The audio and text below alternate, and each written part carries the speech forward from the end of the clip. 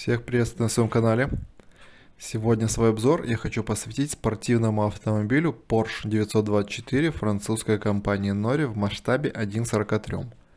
Эта модель входила в серию металлических автомобилей Jet Car. Изучая каталоги с продукцией от Nori, я проследил, что первое упоминание в них про Porsche 924 можно увидеть в 1979 году. Возможно, он появился и раньше, но в каталоге 1977 года его еще нет, а каталог 1978 года мне не удалось найти, и возможно его и не было вовсе. Прототипом для этой модели послужил Porsche 924, спортивный автомобиль, выпускавшийся компанией Porsche в период с 1976 по 1988 год. Для Porsche модель 924 была своеобразной революцией. Расположение двигателя спереди, жидкостное охлаждение и трансмиссия типа Transaxle с разнесенным двигателем и КПП, что ранее не применялись в автомобилях этой марки. Эта модель была очень дешевой и экономичной, как для спортивного автомобиля. Машины оснащались двухлитровым четырехцилиндровым мотором мощностью 125 лошадиных сил, который заимствовали у Audi 100, и такой же двигатель стоял на Volkswagen модели LT с кузовом универсал. Со временем линейку Porsche 924 начали расширять. Уже в 1979 году представили сразу две новые версии, причем с турбонаддувом. Сначала появился 175-сильный 924 Turbo, а потом 210-сильный 924 Carrera GT. В дополнение к серийным автомобилям выпускались гоночные варианты Carrera GTS на 245 лошадиных сил, Carrera GTP на 320 лошадиных сил и Carrera GTR на 375 лошадиных сил, участвовавшие в 24-часовой гонке Ле-Мана и в чемпионатах мира по гонкам на спорткарах. Всего за весь период производства было выпущено более 150 тысяч автомобилей разных модификаций. В моем сегодняшнем обзоре принимает участие Porsche 924 от фирмы Nori в серии Jet Car. Корпус этой модели сделан из металла, а днище, колеса, салон и остекление из пластика. Открывающимися частями у нее является только крышка багажника сзади. Хотя доступа до салона нет и рассмотреть внимательно его сложно, но даже через остекление можно увидеть, что сам салон хоть минимально, но проработан. На лобовом стекле можно увидеть имитацию зеркала и стеклоочистителей. Днище модели без какой-либо проработки, и на нем присутствует каталожный номер, название модели, логотип и название компании, масштаб и страна производства. Само днище запаяно, то есть модель не разборная. Колеса на этот автомобиль устанавливались стандартные с рисунком звезда.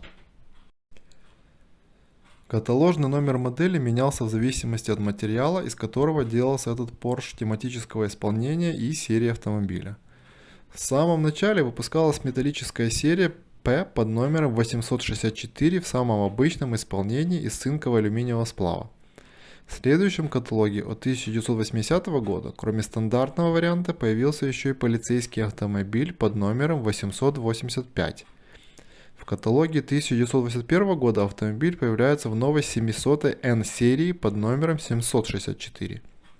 По найденной информации, 700 N серия несколько дешевле из-за использования цинкового сплава Замаг.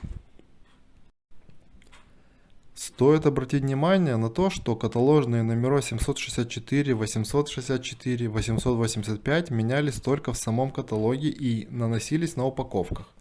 На самом же днище модели номер всегда оставался 864.